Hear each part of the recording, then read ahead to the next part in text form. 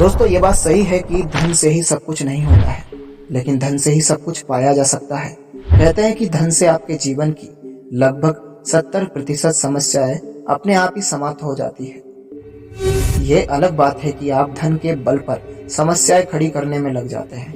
धन आदमी के जीवन में बहुत महत्वपूर्ण होता है। आइए जानते हैं कि चाणक्य नीति धन के संबंध में क्या कहती है। वीडियो में आगे बढ़ने से पहले अगर आपने हमारे चैनल को अभी तक सब्सक्राइब नहीं किया है तो प्लीज़ जल्दी से सब्सक्राइब कर लीजिए और साथ ही साथ बेल आइकन को भी दबा दीजिए। बढ़ते हैं वीडियो में आगे। पहली बात, धन की बचत। व्यक्ति को बुरे दिनों के लिए धन की बचत करनी चाहिए और अपनी महिला की रक्षा हर हालत में करनी चाहिए, चाहे भले ही उसको अपने बचत के पैसे भी खर्च करने पड़े। दूसरी बात, धन से मिलता सम्मान है। धन से सम्मान मिलता है। धन संपत्ति जीवन का एक महत्वपूर्ण भाग है। यह आपको सम्मान दिलाता है और आपको आपदाओं से सुलझने में समर्थन करता है। तीसरी बात, समृद्ध जगह पर रहे। ऐसे देश या ऐसे क्षेत्र जहां पर आपको रोजगार, इज्जत, शुभचिंतक और शिक्षा न मिले, ऐसे शहर या ऐसी जगह पर रहने का कोई फायदा नहीं है जहां पर समृद्ध व्यापारी, शिक्षित, ब्राह्मण, सैनिक, नदी और चिकित्सक ना हो। ऐसी जगह पर एक दिन के लिए भी नहीं रुकना चाहिए। चौथी बात, अपनी पत्नी की परीक्षा धन संपत्ति खोने के बाद करें। दोस्त को आवश्यकता के समय और नौकर को महत्वपूर्ण कार्य देने के बाद परखें। सच्चा पुत्र अपने पिता के प्रति आज्ञाकारी होता है और सच्चा पिता अपने बच्चों का ध्यान रखता है। ईमानदारी सच्चे दोस्त की सही पहचान है।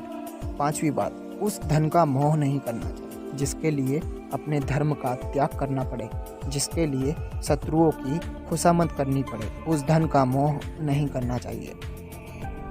छठी बात, जिस व्यक्ति के पास आस्था, धन और कोई लगाव नहीं है उसको कभी मोक्ष नहीं मिलता है।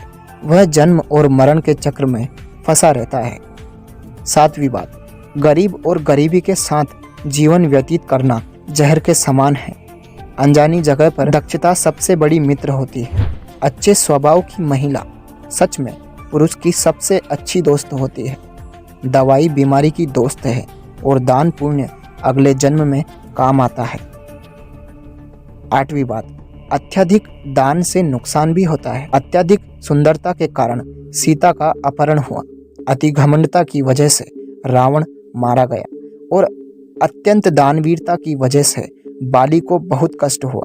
इसलिए दान हमेशा अपनी सीमा में रहकर करे। वो व्यक्ति जो अपना लक्ष्य निर्धारित नहीं कर सकता है वो कभी विजयी नहीं हो सकता है।